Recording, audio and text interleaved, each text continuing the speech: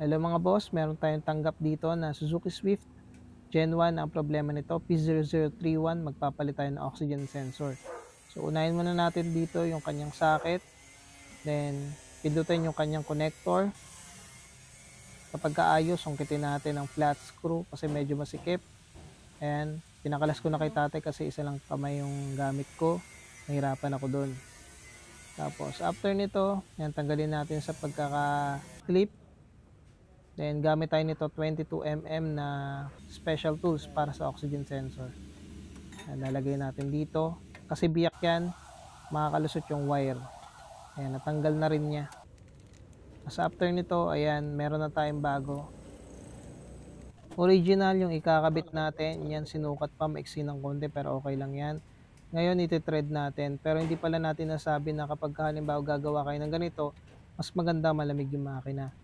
Dito kasi medyo mainit eh. Tinitiis lang ng tatay ko. Kaya yan, mamaya mag-gloves yan, makikita nyo.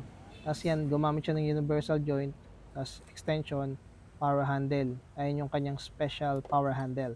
Yan, ipitan lang natin ng sakto, okay na yan mga bossing. Yan, pagka maigpit na, ilagay natin yung socket. Hindi na mapipit yan kapag mali.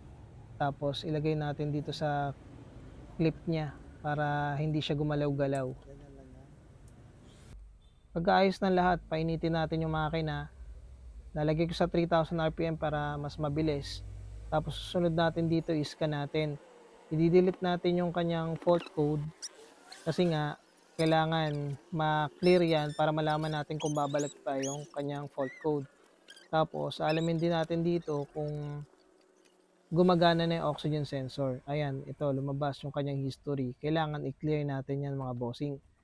After nito, kailangan nating i-check yung live data kung gumagana na rin yung kanyang oxygen sensor. Kasi para sigurado tayo na hindi na babalik yung kanyang sakit.